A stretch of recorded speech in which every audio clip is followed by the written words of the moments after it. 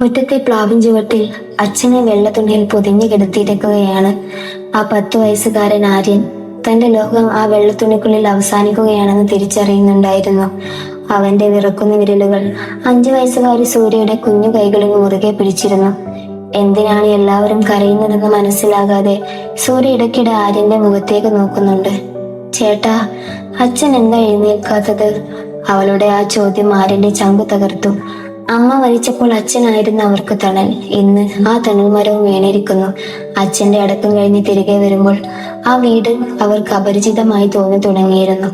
അച്ഛൻ മരിച്ച് 7-ാം ദിവസം പിന്നിട്ടപ്പോഴേക്കും ആ വീട്ടിലെ കാറ്റിലെ ഈർപ്പം പോലും മാറിപ്പോയി. രണ്ടാനമ്മ സീതയുടെ മുഖത്തെ ആ പഴയ സ്നേഹം ഒരു കരിനിഴൽ പോലെ മാഞ്ഞുപോയി. വീട്ടിലെ ജോലികളെല്ലാം ആ 10 വയസ്സുകാരന്റെ ചുമലിലായി. വിറക് കയറുന്നതും മുറ്റമടിക്കുന്നതുമെല്ലാം ആര്യനാണ്. അന്നൊരു സന്ധ്യാസമയം അടുക്കളയിൽ നിന്ന് മീൻ വറുക്കുന്ന മണം വീടൊന്നാകെ പടർന്നു. വിശപ്പ് സഹിക്കവയ്യാതെ സൂര്യ അടുക്കള വാതിൽക്കൽ ചെന്നു നിന്നു. സീത തന്റെ മക്കളായ വിക്രമിനും അനിതക്കും വലിയ മീൻ കഷ്ണങ്ങൾ ചോറിൽ വെച്ച് വിളമ്പുന്നത് അവൾ കൊതിയോടെ നോക്കി നിന്നു. അവർക്ക് നെയ്യുള്ള മീൻ കഷ്ണങ്ങൾ നൽകിയ ശേഷം സീത ആര്യനും സൂര്യക്കും നേരെ 2 പഴയ അലുമിനിയം പ്ലേറ്റുകൾ നീക്കി വെച്ചു. അതിൽ കുറച്ച് കഞ്ഞിവെള്ളം മാത്രമായിരുന്നു ഉണ്ടായിരുന്നത്. സൂര്യ മെല്ലെ സീതയുടെ അരികിലേക്ക് ചെന്നു. അവളുടെ കുഞ്ഞു കൈകൾ സീതയുടെ സാരിത്തുമ്പിൽ പിടിച്ചു. അവൾ പതുക്കെ ചോദിച്ചു, അമ്മ, എനിക്കും ഒരു കഞ്ഞി കഷ്ണം മീൻ തരുമോ? നല്ല മണം വരുന്നുണ്ട്. പെട്ടെന്നായിരുന്നു സീതയുടെ ഭാവം മാറിയത്. കയ്യിലിരുന്ന് തവിക്കൊണ്ട് സീത സൂര്യയുടെ കൈത്തണ്ടയിൽ അടി കൊടുത്തു. നിന്റെ അച്ഛൻ ഇവിടെ സ്വർണം കുഴിച്ചിട്ടിട്ടാണോ പോയത്? നിനക്കൊക്കെ മീൻ കൂട്ടി ഉണ്ണാൻ. പട്ടിണി കിടക്കാതെ കിട്ടുന്നത് കുടിച്ച് ഇവിടെ മൂലക്കിരുന്നോണം. സീതയുടെ ആക്രോശം വീടിന്റെ ഭിത്തികളിൽ തട്ടി പ്രതിധ്വനിച്ചു. അടികൊണ്ട് തെറിച്ചു വീണ അനിയത്തിയെ കണ്ട ആര്യൻ ഓടി വന്നു. അവളെ എടുത്ത് തന്റെ നെഞ്ചോട് ചേർത്ത് പിടിച്ചു. അവന്റെ കണ്ണുകളിൽ ആദ്യമായി ഒരു കനൽ തിളങ്ങി. പക്ഷെ ഒന്നും ചെയ്യാൻ കഴിയാത്ത നിസ്സഹായാവസ്ഥയിൽ അവൻ അവളെയും കൂട്ടി മുറിയിലേക്ക് നടന്നു. മുറിയുടെ മൂലയിലിരുന്ന് സൂര്യ വിങ്ങി കരയുകയായിരുന്നു. ചേട്ടാ, എനിക്ക് നല്ല വിശപ്പ്, എന്റെ കൈ വേദനിക്കുന്നു. ആര്യൻ തന്റെ ഷർട്ടിന്റെ പോക്കറ്റിൽ കൈയിട്ടു. പഴയൊരു കവർ ബിസ്ക്കറ്റ് അവന്റെ പക്കലുണ്ടായിരുന്നു. അതിന്റെ പകുതിയിൽ കൂടുതലും പൊടിഞ്ഞു പോയിരുന്നു. അവൻ ആ പൊടിഞ്ഞ ബിസ്ക്കറ്റ് കഷ്ണങ്ങൾ പെറുക്കിയെടുത്ത് അവൾക്ക് നേരെ നീട്ടി. ഇത് കഴിക്കും മോളെ, നാളെ ചേട്ടൻ നിനക്ക് നല്ല ഭക്ഷണം വാങ്ങിത്തരാം. സൂര്യ അത് ആർത്തിയോടെ കഴിക്കുമ്പോൾ ആര്യൻ ജനലിലൂടെ ആകാശത്തെ നക്ഷത്രങ്ങളെ നോക്കി. അവന്റെ കണ്ണുകളിൽ നിന്ന് അന്ന് വീണത് വെറും കണ്ണുനീരായിരുന്നില്ല. അത് ജീവിതത്തോടുള്ള പോരാട്ടത്തിന്റെ ആദ്യത്തെ തുള്ളികളായിരുന്നു. അച്ഛൻ മരിച്ചിട്ടൊരു മാസം തികയുന്നതേയുള്ളൂ. ആ വീടിന്റെ ഓരോ കോണിലും അച്ഛന്റെ മണമുണ്ടായിരുന്നു. പക്ഷേ ആ മണത്തേക്കാൾ കൂടുതൽ ഇന്ന് അവിടെ നിറയുന്നത് അധികാരത്തിന്റെ ഗന്ധമാണ്. അച്ഛൻ സമ്പാദിച്ചു കൂട്ടിയതല്ല, ആ വീടും പറമ്പും പണവും എല്ലാം സീത സ്വന്തം പേരിലേക്ക് മാറ്റിയിരുന്നു. അതോടെ ആര്യനും സൂര്യയും ആ വീട്ടിൽ വെറും അനാവശ്യ വസ്തുക്കളായി. പുറത്ത് ആകാശം പൊട്ടിപ്പൊളിയുന്നത് പോലെ കഠിനമായ മഴ പെയ്യുകയാണ്. ഇടിമിന്നലിന്റെ വെളിച്ചം ജനൽ വിടവുകളിലൂടെ അകത്തേക്ക് അടിക്കുന്നുണ്ട്. പഴയൊരു കീറിയ പായയിൽ ചുരുണ്ടുകൂടി കിടക്കുകയാണ് ആര്യനും സൂര്യയും. സൂര്യയുടെ ശരീരം തീ പോലെ പൊള്ളുന്നുണ്ടായിരുന്നു. പനി തലക്ക് പിടിച്ച അവൾ ഇടയ്ക്കിടെ അബോധാവസ്ഥയിൽ എന്ന പോലെ പിറുപിറുക്കുന്നു. അമ്മ, അച്ഛാ, എനിക്ക് ദാഹിക്കുന്നു. ആര്യൻ അവളുടെ നെറ്റിൽ കൈവച്ചു നോക്കി. പേടിപ്പെടുത്തുന്ന ചൂട്. അവൻ അടുക്കളയിലേക്ക് പോയി ഒരു ഗ്ലാസ് വെള്ളം എടുക്കാൻ ശ്രമിച്ചു. പക്ഷേ ഇരുട്ടിൽ അവന്റെ കൈ തട്ടി ഒരു സ്റ്റീൽ ഗ്ലാസ് നിലത്ത് വീണു. ആ ശബ്ദം ആ നിശബ്ദതയെ കീറിമുറിച്ചു.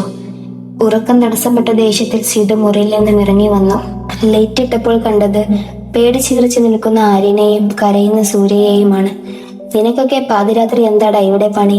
എന്റെ ഉറക്കം കളയാനായിട്ട് ഓരോരോ ജന്മങ്ങൾ, സീത ആക്രോശിച്ചു. അമ്മ, സൂര്യക്ക് നല്ല പനിയാണ്, അവൾക്ക് കുറച്ച് വെള്ളം. ആര്യൻ പറഞ്ഞു പൂർത്തിയാക്കും മുൻപേ സീത ദേഷ്യപ്പെടാൻ തുടങ്ങി. അവരെ എന്തിനെന്നില്ലാതെ വഴക്ക് പറയാൻ തുടങ്ങി. പനിച്ചു വിറക്കുന്ന സൂര്യക്ക് ഒരു തുള്ളി വെള്ളം നൽകാൻ പോലും അവർ തയ്യാറായില്ല. ആ നിമിഷം മുതൽ ആര്യന്റെ ഉള്ളിൽ ഒരു തരം വാശിയായിരുന്നു. ആര്യന്റെ കണ്ണുകളിൽ നിന്ന് ഒഴുകിയ കണ്ണുനീർ അവൻ ആയുധമാക്കി. അവൻ അവളുടെ നെറുകയിൽ ഉമ്മ വെച്ചുകൊണ്ട് പറഞ്ഞു, കരയേണ്ട മോളെ, നമുക്കിനി ഈ വീട് വേണ്ട.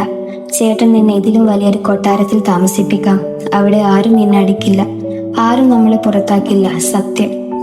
അന്ന് രാത്രി ആ മഴയത്ത് ഒരു 10 വയസ്സുകാരൻ തന്റെ ബാല്യം ഉപേക്ഷിക്കുകയായിരുന്നു. അനിയത്തിയെ സംരക്ഷിക്കുന്ന ഒരു അച്ഛനായി അവൻ മാറുകയായിരുന്നു. നേരം വെളുക്കുമ്പോൾ അവർ ആ ഗ്രാമത്തിന്റെ അതിരുകൾ കടന്ന് അജ്ഞാതമായ ഒരു നഗരത്തിലേക്ക് നടന്നു തുടങ്ങി. കൂട്ടിന് ആര്യന്റെ കയ്യിൽ ആകെ ഉണ്ടായിരുന്നത് അനിയത്തിയുടെ തണുത്ത കൈകളും ഉള്ളിലെരിയുന്ന ഒരു കനലുമായിരുന്നു. നഗരത്തിന്റെ തിരക്കുകളിലേക്ക് ആ രണ്ട് കുഞ്ഞുങ്ങൾ വലിച്ചെറിയപ്പെട്ടപ്പോൾ അവർക്ക് കൂട്ടിനുണ്ടായിരുന്നത് റെയിൽവേ സ്റ്റേഷനിലെ സിമന്റ് തറയിലെ തണുപ്പ് മാത്രമായിരുന്നു. 10 വയസ്സുകാരനായ ആര്യന്റെ ഉള്ളിൽ അന്നൊരു വാശിയുണ്ടായിരുന്നു. തന്റെ അനിയത്തിയെ ആർക്കും വിട്ടുകൊടുക്കില്ല എന്ന വാശി. വീട്ടിൽ നിന്നും പുറത്താക്കപ്പെട്ട ദിവസങ്ങളോളം ആഹാരമില്ലാതെ അവർ അലഞ്ഞു. ഒടുവിൽ നഗരത്തിലെ റെയിൽവേ സ്റ്റേഷന്റെ ഒരു മൂലയിൽ അവർ അഭയം കണ്ടെത്തി. രാത്രിയിൽ ട്രെയിനുകൾ വന്നു പോകുമ്പോൾ ഉണ്ടാകുന്ന വലിയ ശബ്ദങ്ങൾ കേട്ട് സൂര്യ പേടിച്ച് ആര്യനെ കെട്ടിപ്പിടിക്കും. ആ കുഞ്ഞു വയറ്റിലെ വിശപ്പ് മാറ്റാൻ വേണ്ടി ആര്യൻ അന്ന് പണിക്കിറങ്ങി. സ്റ്റേഷന് തൊട്ടടുത്തുള്ള ഒരു ചെറിയ ഹോട്ടലിൽ എച്ചിൽ പാത്രങ്ങൾ കഴുകുന്ന പണിയാണ് ആര്യന് കിട്ടിയത്. മുതിർന്നവർ പോലും ചെയ്യാൻ മടിക്കുന്ന ആ പണി ആ 10 വയസ്സുകാരൻ തന്റെ ചെറിയ കൈകൾ കൊണ്ട് ചെയ്തു. സോപ്പ് വെള്ളത്തിൽ മുങ്ങി അവന്റെ കൈകളിലെ തൊലി അടർന്നു പോയി. എന്നിട്ടും അവൻ ചിരിച്ചു. കാരണം വൈകുന്നേരം കിട്ടുന്ന 10 രൂപ കൊണ്ട് സൂര്യക്ക് ഒരു പൊതി കഞ്ഞി വാങ്ങാമല്ലോ. അന്ന് ഹോട്ടലിൽ വലിയ തിരക്കുള്ള ദിവസം. രാത്രി കടയടക്കാൻ നേരത്ത് മുതലാളി ആര്യനെ വിളിച്ചു. ഇന്ന് കുറെ ബിരിയാണി ബാക്കിയുണ്ട്, ഇത് നീ വേണമെങ്കിൽ എടുത്തോ. ഒരു വാഴയിലയിൽ പൊതിഞ്ഞ ബിരിയാണി അവന്റെ കയ്യിലേക്ക് വെച്ചു കൊടുത്തു. ആ ബിരിയാണിയുടെ മണം മൂക്കിലേക്ക് അടിച്ചപ്പോൾ ആര്യന്റെ വയറ് വിശപ്പ് കൊണ്ടൊന്ന് കാളി. രാവിലെ മുതൽ അവൻ ഒന്നും കഴിച്ചിരുന്നില്ല. ഒരു ഉരുളയെടുത്ത് വായിലേക്ക് വെക്കാൻ തുടങ്ങിയപ്പോൾ അവന്റെ മനസ്സിൽ തെളിഞ്ഞത് വിശന്നു തളർന്ന് സ്റ്റേഷനിലെ തൂണിൻ ചുവട്ടിൽ എന്നെയും കാത്തിരിക്കുന്ന സൂര്യയുടെ മുഖമാണ്. അവൻ ആ പൊതി മുറുക്കി പിടിച്ച് സ്റ്റേഷനിലേക്ക് ഓടി. സൂര്യയുടെ മുന്നിൽ ആ പൊതി തുറന്നപ്പോൾ അവളുടെ കണ്ണുകൾ വിടർന്നു. ചേട്ടാ, ബിരിയാണി ചേട്ടൻ കഴിച്ചോ? അവൾ ചോദിച്ചു. ആര്യൻ തന്റെ ഉണങ്ങിയ തൊണ്ടയിറക്കി ഒരു കള്ളം പറഞ്ഞു. ആ, ഞാൻ കടയിൽ നിന്ന് വയറ് നിറയെ കഴിച്ചു മോളെ. ചിക്കൻ പീസും മുട്ടയും ഒക്കെ ഉണ്ടായിരുന്നു. നീ ഇത് വേഗം കഴിക്ക്. സൂര്യ ഒരു ഉരുള ആര്യന് നേരെ നീട്ടി. ചേട്ടനൊരു വായെങ്കിലും കഴിക്ക്. പക്ഷെ അവൻ സ്നേഹത്തോടെ അത് നിരസിച്ചു. അന്ന് രാത്രി സൂര്യ വയറു നിറയെ ഭക്ഷണം കഴിച്ച് അവന്റെ മടിയിൽ കിടന്നുറങ്ങിയപ്പോൾ ആര്യൻ പ്ലാറ്റ്ഫോമിലെ ടാപ്പിൽ നിന്ന് പച്ചവെള്ളം കുടിച്ച് തന്റെ വിശപ്പടക്കി. കനത്ത മഴ പെയ്യുമ്പോൾ സ്റ്റേഷന്റെ മേൽക്കിടയിലൂടെ വെള്ളം ഒലിച്ചിറങ്ങി. അവർ കിടന്നിരുന്ന സ്ഥലം നനഞ്ഞു കുതിർന്നു. ആര്യൻ രാത്രി മുഴുവൻ ഉറങ്ങാതെ തന്റെ അനിയത്തെ നനയാതിരിക്കാൻ ഒരു സിമന്റ് ചാക്ക് അവളുടെ തലക്ക് മുകളിലൂടെ പിടിച്ചു നിന്നു. നേരം വെളുത്തപ്പോൾ അവന്റെ കൈകൾ മരവിച്ചു പോയിരുന്നു. പണിക്ക് പോകുന്ന വഴിയിൽ ആര്യൻ ഒരു പഴയ സ്ലേറ്റ് കഷ്ണവും ചവറ്റുകൊട്ടയിൽ നിന്ന് കണ്ടെടുത്തു. രാത്രിയിൽ സ്റ്റേഷനിലെ മങ്ങിയ വെളിച്ചത്തിൽ അവൻ അവൾക്ക് അക്ഷരങ്ങൾ പഠിപ്പിച്ചു കൊടുത്തു. സ്വന്തം പഠനം മുടങ്ങിയെങ്കിലും അവൾക്ക് വിദ്യാഭ്യാസം നൽകണമെന്നത് അവന്റെ വാശിയായിരുന്നു. പകൽ സമയം അവൻ ചരക്ക് ലോറികളിൽ കിലോ കണക്കിന് ഭാരമുള്ള സിമന്റ് ചാക്കുകൾ ചുമന്നു. രാത്രിയിൽ മാർക്കറ്റിൽ വണ്ടി കഴുകി. ഇതിനിടയിൽ അവൻ തുന്നൽ പഠിച്ചു. അനിയന്റെ മുന്നിൽ അനിയത്തി കീറിയ വസ്ത്രം ധരിച്ച് നിൽക്കരുത് എന്ന് നിർബന്ധം അവനുണ്ടായിരുന്നു. അവളുടെ സ്കൂൾ യൂണിഫോം കീറുമ്പോൾ അവൻ തന്നെ അത് തുന്നിക്കൊടുത്തു. അവളുടെ മുടി ചീകി കൊടുക്കുന്നതും കെട്ടിക്കൊടുക്കുന്നതും ആര്യൻ തന്നെയായിരുന്നു. എനിക്ക് പഠിക്കേണ്ട ചേട്ടാ, ചേട്ടൻ എത്രയും കഷ്ടപ്പെടുന്നത് കാണാൻ എനിക്ക് വയ്യ എന്ന് അവൾ കരഞ്ഞു പറയുമ്പോൾ ആര്യൻ അവളെ ചേർത്ത് പിടിച്ചു പറയും. നീ പഠിക്കണം സൂര്യ. ഈ ലോകം നിന്നെ ഡോക്ടർ എന്ന് വിളിക്കണം. അത് മാത്രമാണ് എന്റെ സ്വപ്നം. ആര്യൻ തന്റെ ഓരോ തുള്ളി വിയർപ്പും അനിയത്തിയുടെ പുസ്തകങ്ങളാക്കി മാറ്റി. സ്വന്തം ഇഷ്ടങ്ങൾ അവൻ എന്നേ ബലി കഴിച്ചിരുന്നു. അവന്റെ ലക്ഷ്യം ഒന്നേ ഉണ്ടായിരുന്നുള്ളൂ: തങ്ങളെ പുറത്താക്കി ആ വീടിനേക്കാൾ വലിയൊരു ജീവിതം അവൾക്ക് നൽകുക. കാലം 20 വർഷങ്ങൾ പിന്നിലേക്ക് തള്ളിവിട്ടു. ആ പഴയ 10 വയസ്സുകാരൻ ആര്യൻ ഇന്നൊരു വലിയ സാമ്രാജ്യത്തിന്റെ അധിപനാണ്. നഗരത്തിലെ ഏറ്റവും വലിയ ആര്യൻ ട്രാൻസ്പോർട്ട് കമ്പനിയുടെ ഉടമ. ഒരിക്കൽ റെയിൽവേ സ്റ്റേഷനിൽ ചരക്ക് ലോറികളിൽ സിമന്റ് ചാക്ക് ചുമന്നിരുന്ന അതേ കൈകൾ ഇന്ന് 100 കണക്കിന് തൊഴിലാളികൾക്ക് ശമ്പളം നൽകുന്നു. പക്ഷേ ആ കൈകളിൽ ഇന്നും കഠിനാധ്വാനത്തിന്റെ തഴമ്പുകളുണ്ട്. അത് അവന്റെ അഭിമാനമാണ്. സൂര്യ ഇന്ന് വെറും ഒരു പെൺകുട്ടിയല്ല, നഗരത്തിലെ പ്രമുഖ ആശുപത്രിയിലെ ഡോക്ടർ സൂര്യയാണ്. ആര്യൻ തന്റെ ജീവൻ തന്നെ അവൾക്കായി ഹോമിച്ചു.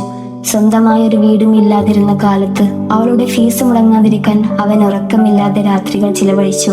സൂര്യയുടെ വിവാഹ നിശ്ചയമായിരിക്കുന്നു അങ്ങനെ. നഗരത്തിലെ പ്രമുഖർ പങ്കെടുത്ത ചടങ്ങിൽ ആര്യൻ തന്റെ അനിയത്തിയുടെ കഴുത്തിൽ വിലപിടിപ്പുള്ള ഒരു സ്വർണമാല അണിയിച്ചു. ആ മാലയുടെ തിളക്കത്തേക്കാൾ വലിയൊരു തിളക്കം അവന്റെ കണ്ണുകളിലുണ്ടായിരുന്നു. മാല അണിയിച്ചതും സൂര്യ അവന്റെ കൈകളിൽ പിടിച്ചു പൊട്ടിക്കരഞ്ഞു. അവൾ പതുക്കെ പറഞ്ഞു, ചേട്ടാ, അന്ന് സ്റ്റേഷനിലെ സിമന്റ് തറയിൽ പട്ടിണി കിടന്ന് വിറച്ച ആ രാത്രികളിൽ നമുക്കൊരു തുള്ളി വെള്ളം തരാൻ പോലും ആരും ഉണ്ടായിരുന്നില്ല. നമ്മുടെ അച്ഛനും അമ്മയും ഇന്ന് ഇത് കാണാനുണ്ടായിരുന്നെങ്കിൽ, നമുക്ക് ഈ വീടും സമ്പത്തും ഉണ്ടെന്ന് അവർ അറിഞ്ഞിരുന്നെങ്കിൽ. ആര്യൻ അവളുടെ നെറുകയിൽ തലോടിക്കൊണ്ട് പറഞ്ഞു. സൂര്യ മോളെ, നമ്മളെ ആരും സഹായിക്കാതിരുന്നത് ഒരു തരത്തിൽ നന്നായി. അന്ന് ആരും തുണയ്ക്കില്ല എന്ന ബോധമാണ് നമ്മളെ ഇത്രയും കരുത്തരാക്കിയത്. മറ്റൊരാളുടെ മുന്നിൽ കൈനീട്ടത വളരാൻ ആ പട്ടിണിയാണ് നമ്മളെ പഠിപ്പിച്ചത്.